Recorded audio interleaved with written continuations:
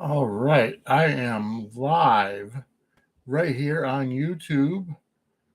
Next week we'll have the new YouTube home of Suds in the Squared Circle podcast. I am your host, Vinny Apicella.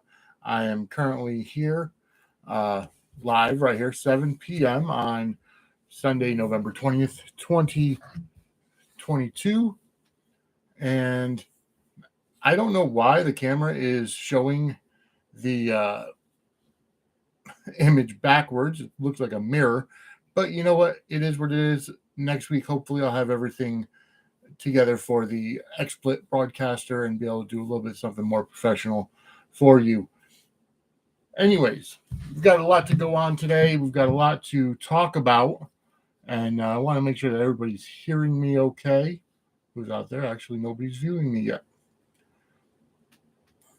So, we've got a lot to go over today in today's show. First off, we do want to send our thoughts and prayers and big RIP to the family of Jason David Frank, who played the green and white Power Ranger on the Mighty Morphin Power Rangers, and then was in subsequent spin-offs, as well as an MMA fighter. Had a notable feud at one point, not necessarily a physical feud, but a verbal feud with CM Punk. And he was a huge wrestling fan, and our thoughts and prayers. He was 49 years old. From what I've heard, passed away via suicide earlier today, which is a really, really sad thing.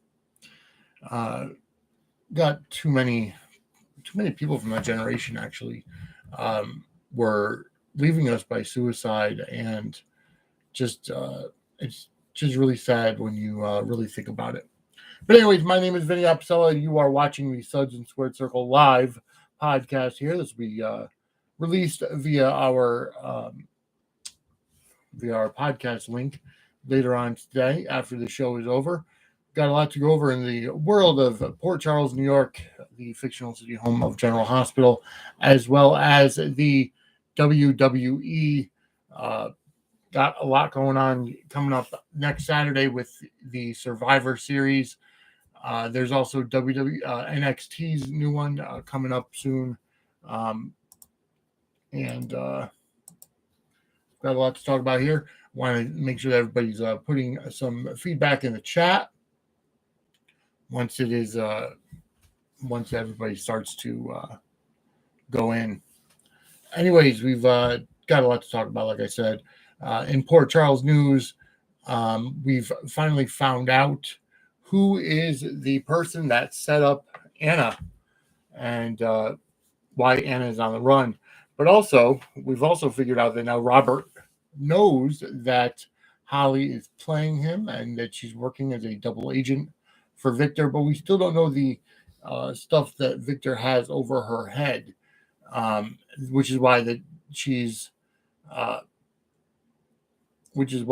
working for him. It's unfortunate that we don't know that yet, but I'm assuming she's going to be around for at least another week or two, knowing that she's not going to be there full time, knowing that Robert or Tristan Rogers, who plays Robert Scorpio, has said that she's already gone back to England with no plans of a return. So I'm assuming her story arc is coming up to an end relatively soon. And I want to thank you for listening. Thank you for watching. Again, my name is Vinny Apicella. I am here live with you on the Suds in the Squared Circle podcast. I'm just going over the Anna Holly, the storyline that includes the veterans and the veterans here and the veterans of the General Hospital landscape. Obviously, Jeannie Francis is there, Tristan Rogers, Emma Sams, Finola Hughes. Although it looks like Anna might be going away. I mean, if they're going to try to sneak her out of the country and, try to get her to not be caught, but because the FBI, we know now that the FBI person that's there, the federal agent, is working with Victor. We know that the deputy mayor, Ashby, is working with Victor. The ADA is working with Victor. So it looks like Victor is putting together this entire group of people that is trying to take Anna down. For what we still don't know, although having him outside Britt's office at the end of Friday's episode was showing that he's listening for the information about the Ice Princess because he knows something. Is Cody in on it? Is Cody in on Victor's plan, Victor's scheme? And I'm not sure if we know that yet. I'm not sure if Cody's there. We still don't know the backstory of Cody. Why did Sam tell Spinelli to not go after his past? Is she afraid of what she's going to find out from Dante? Is she afraid of what's going to happen with the Ice Princess, with the necklace, with Britt? We still don't know why that is, and it's puzzling. Like I'm really enjoying the writing and the cliffhangers of where we're going with the storyline. Obviously, we know the 60th anniversary is coming up in April. From what I've heard, they're trying to round up a lot of the legacy characters to come back and participate in the storylines. As you know, we've had Heather Weber back, we've had Holly. Jeff Weber came back after a long absence.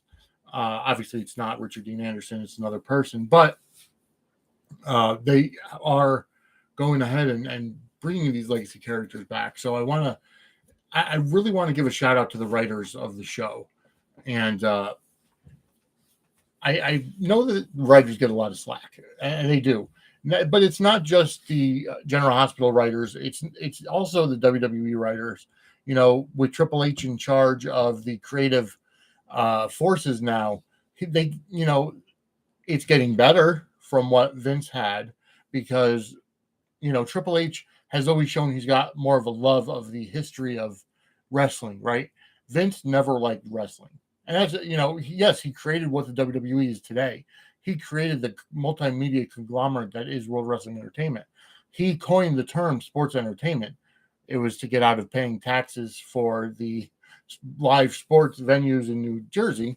But regardless of the fact, he never really watched wrestling. He was never really a big fan of wrestling. And, listening to people like Jim Cornette, and other people that have been around him, even Bruce Pritchard, he doesn't watch a lot of wrestling. He never really liked it. So Triple H being in charge now is the writing is getting better, right? It's still an entertainment company. AEW, I don't know what to say about that. Tony Khan is the lead booker. And of course, going back to the territory era, bookers were the people that booked the matches, right? So quite honestly, he's doing it all alone.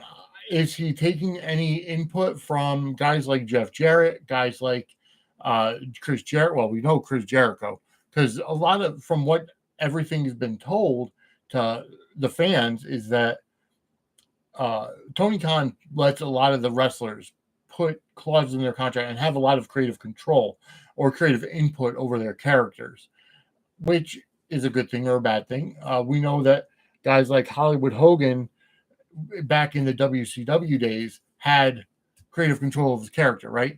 And he really, from all reports, he didn't exercise it until Bash at the Beach 2000. Whether that's true or not, I don't know. Vince Russo obviously had a lot of heat with Hogan because of what happened. So all this is going to tie into the writers, right? They are getting people back and they are getting the shows. I mean, the storylines, especially for General Hospital, are what they are. You can love them, you can hate them. You can even find the inaccuracies in them. You could find the illogical. Everybody says, especially with wrestling, that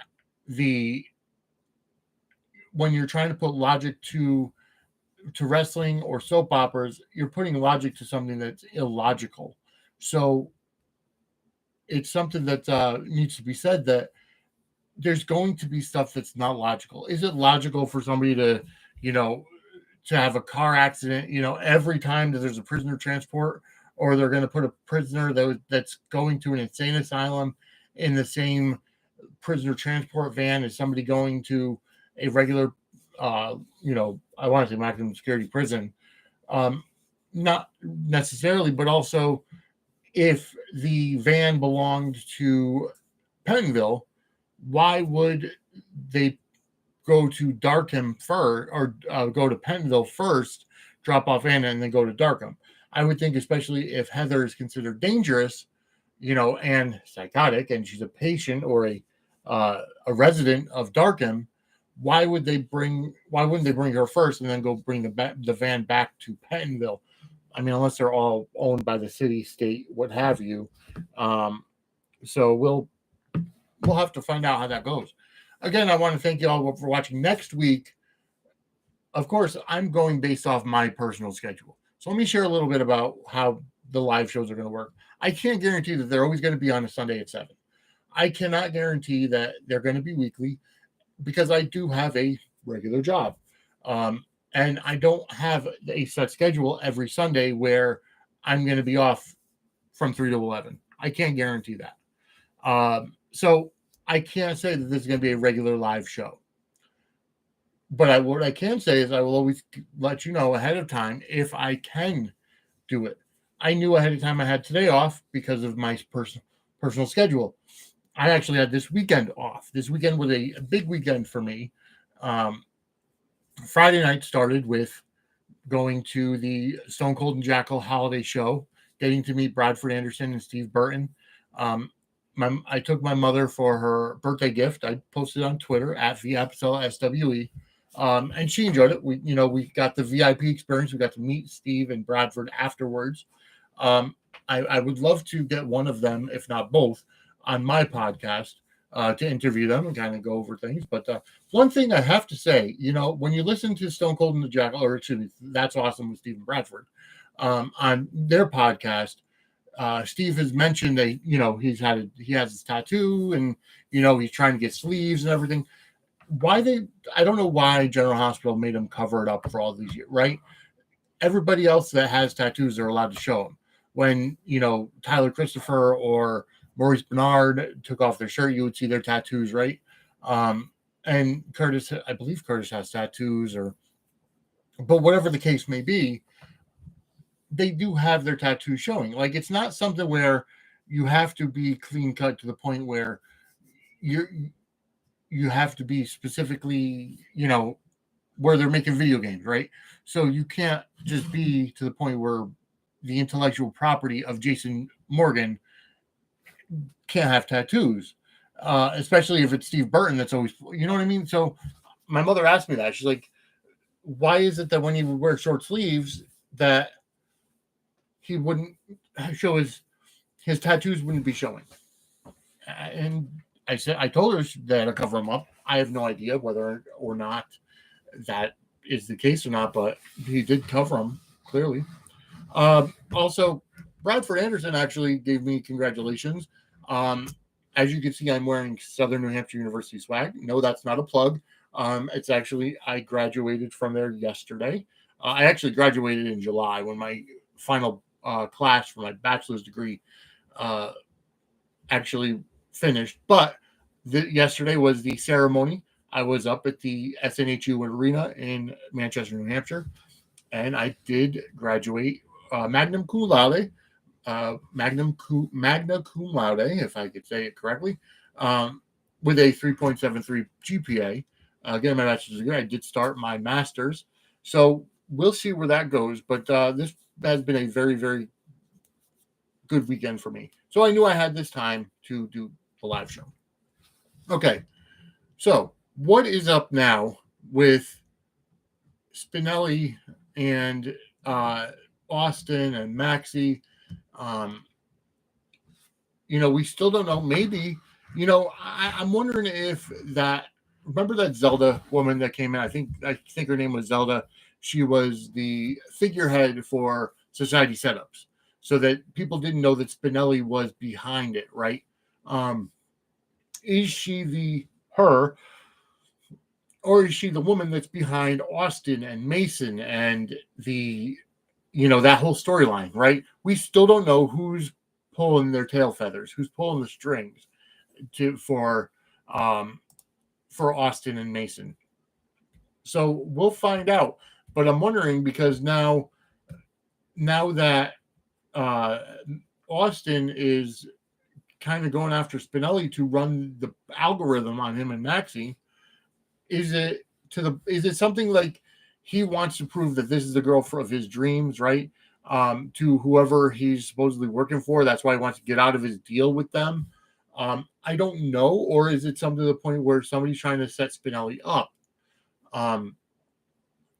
We still don't know about that yet, honestly. I want to get to the point where we have that answer. Will that be the major storyline going into the, will it be a major storyline going into the 60th anniversary? I don't know.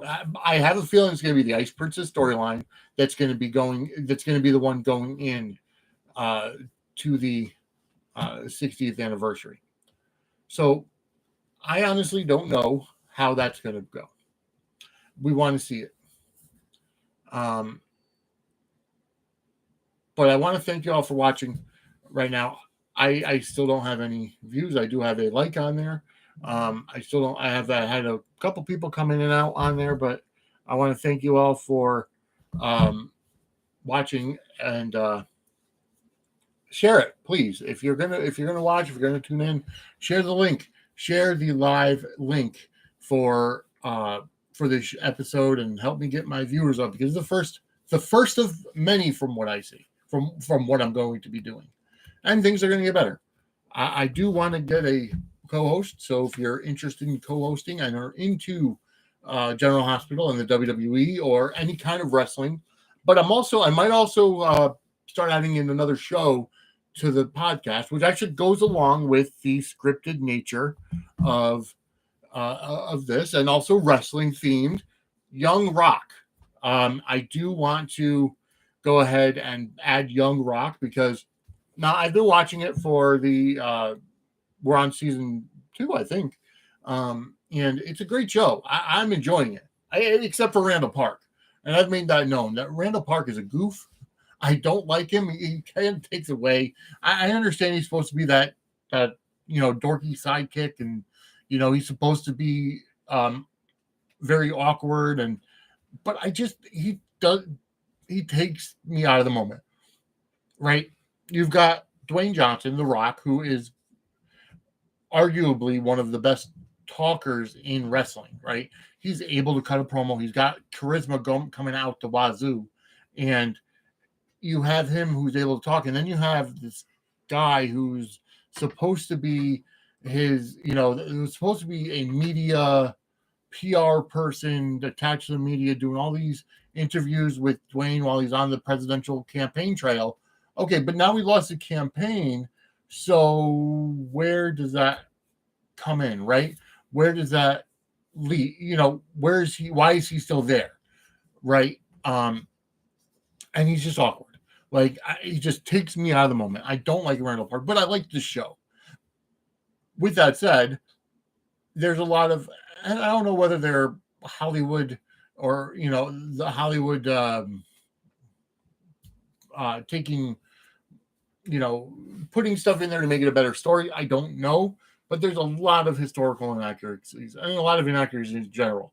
Like this past week, on this past week's episode of Young Rock, they showed a scene from Rocky's wedding, Dwayne's wedding to Danny, and Hollywood Hogan was there. Okay, yeah, they had the black the black Fu Manchu or beard coming in underneath the Fu Manchu mustache, and that was fun. But then they showed a scene where they were talking at the punch bowl, and Dwayne Johnson was taller than Hulk Hogan.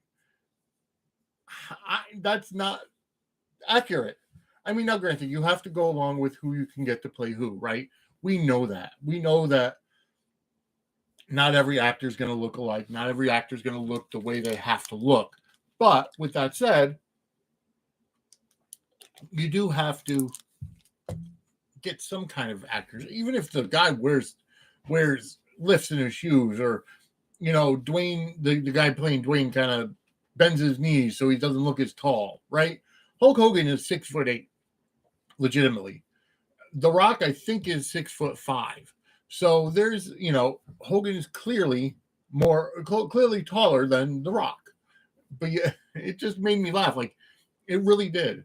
There's also in other shows, there's other episodes of inaccuracies. I think what I'm going to do is, going forward, I'm going to do add Young Rock in, and I'll start from the very beginning, from episode 1, and I'll review episode 1 and what were the historical inaccuracies. I'm a wrestling fan, and the fact is I have a very good memory. In fact, my mother tells me I'm full of useless knowledge, especially because I can relate anything to wrestling. Matter of fact, yesterday at my graduation ceremony, we all know that the graduation march is Pomp and Circumstance, right? It's Macho Man Randy Savage's theme song, Pomp and Circumstance.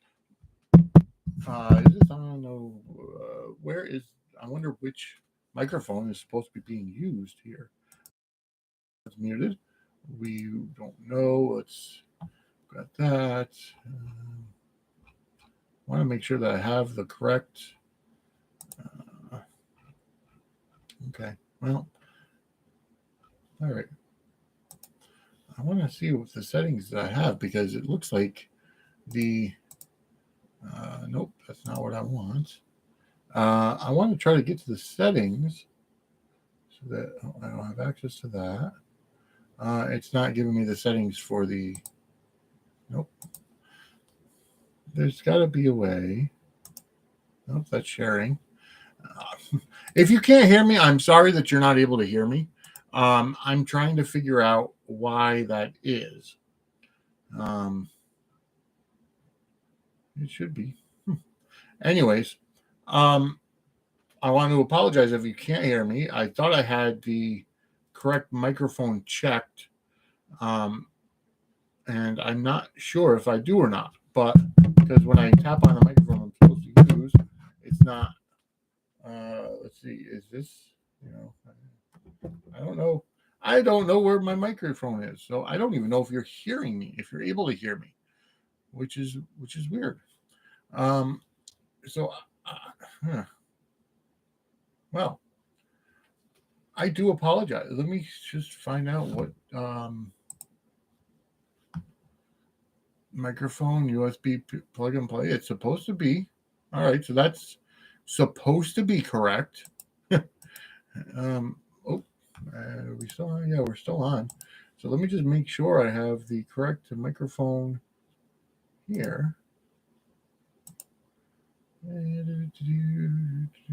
it looks like oh, microphone. There we go. Yeah, that's the one it's supposed to be. Microphone check. Can you hear me? Everybody's watching. Can you hear me? Yeah, I think that's pretty good.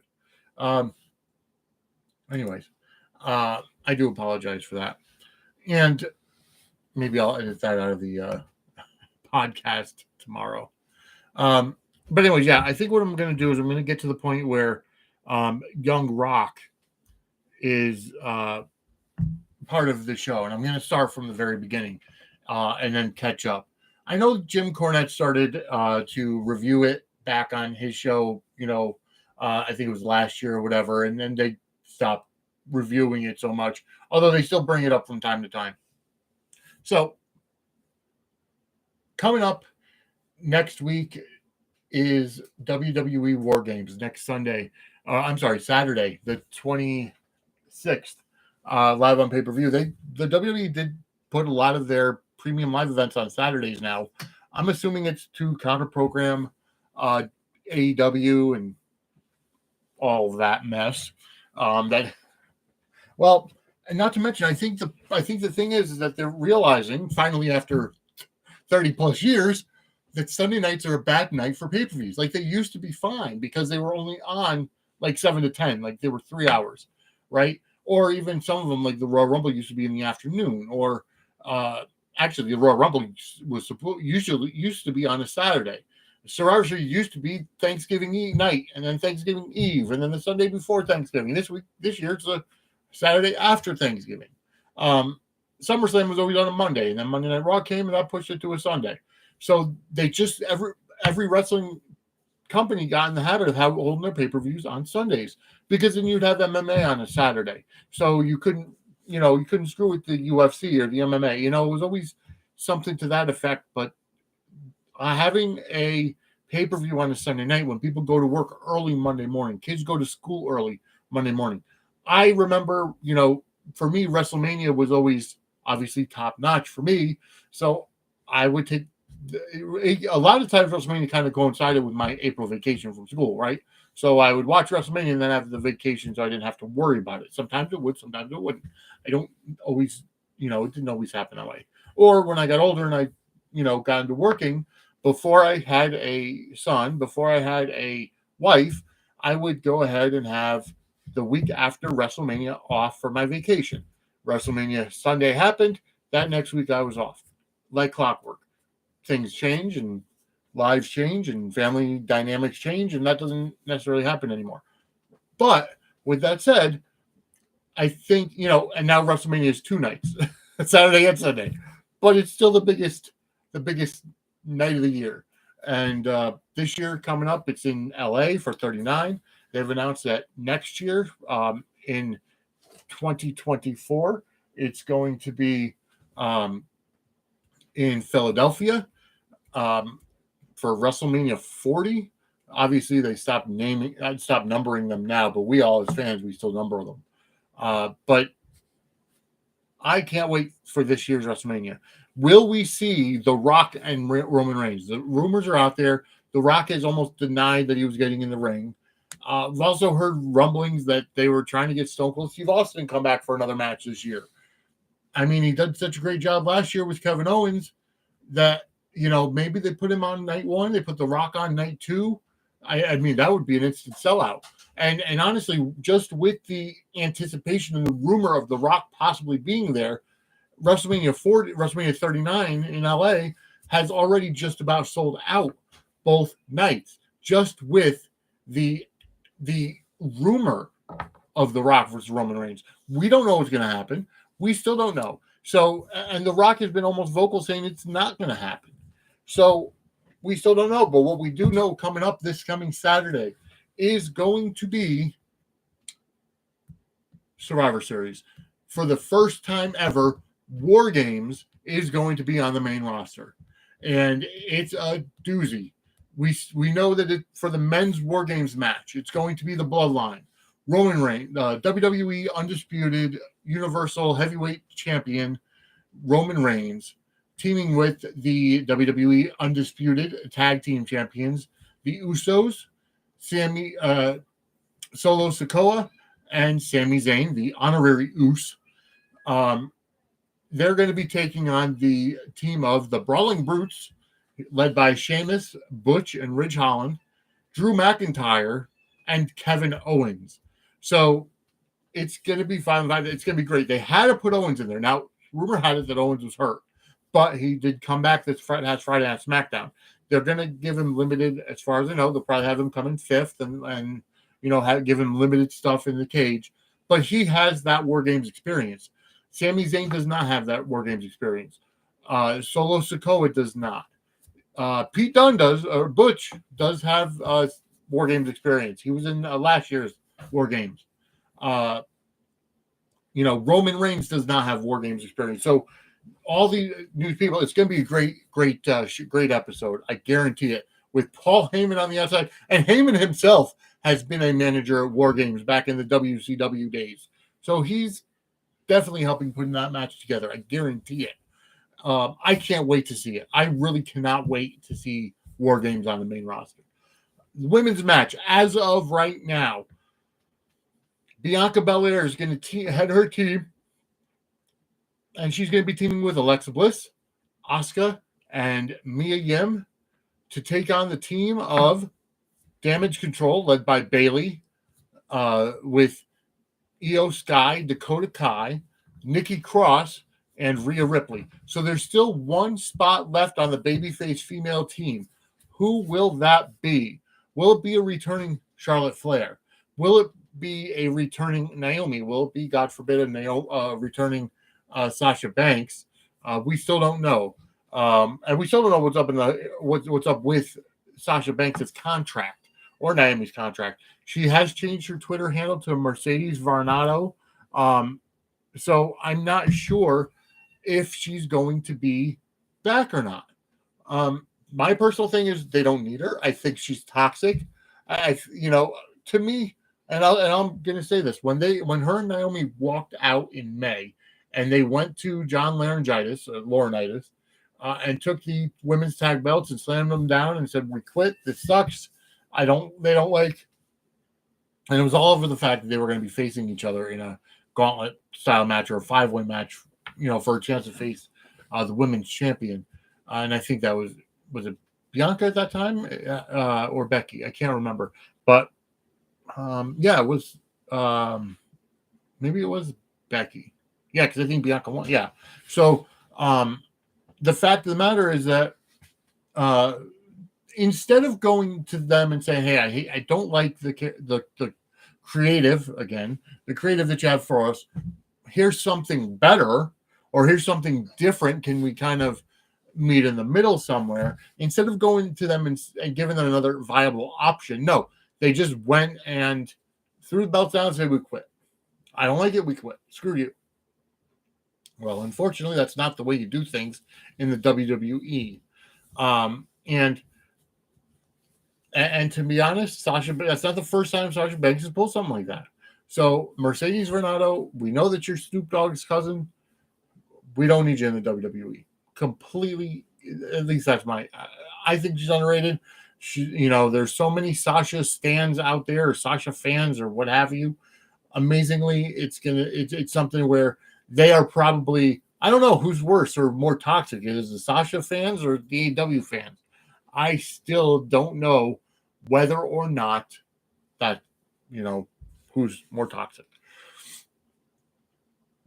Last week, I did go ahead and basically bring up how toxic wrestling and soap Twitter are. It seems to be getting a little better, but even still, Twitter, social media in general, is toxic for many people. Control your mental health, and that's something that's not easy to say, right? As somebody who grew up in the era of suck it up, right? Be an adult about it.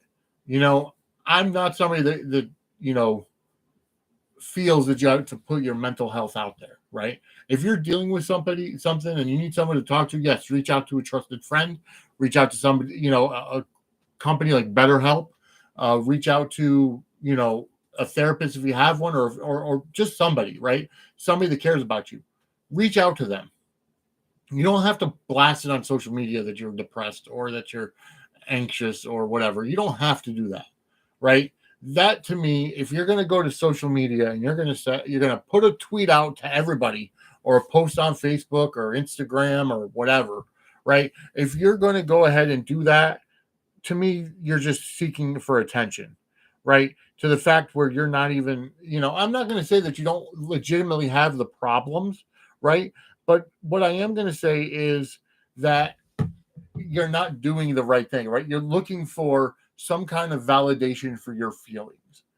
Go ahead, talk to somebody, reach out to somebody. Hell, DM me at VXLSWE. If you're feeling upset, I'm a good listener. I can talk to you. But the fact is, there's no reason to put it out for the world to see, right? To me, that's just kind of looking for attention. But that's just me, and I know I'm going to get heat for that. Because, in this culture, you have to be willing to accept the feelings of absolutely everybody. Please. Feelings have no place in life. I'm kidding, of course. But no, seriously. Feelings have no place when it comes to business. Feelings have no place when it comes to, winning world championships. Hell, feelings don't even have anything when it comes to sports. Your feelings are yours. Your feelings will always be legitimate, but it's not for everybody to have to know. End of story. Okay. So I want to thank you all for tuning in. Who did tune in?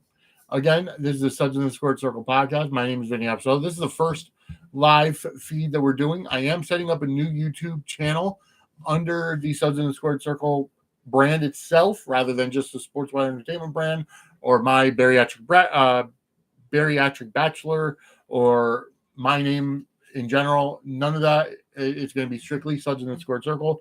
That will be next week when I am able to do live. I like doing the podcast usually on a Monday.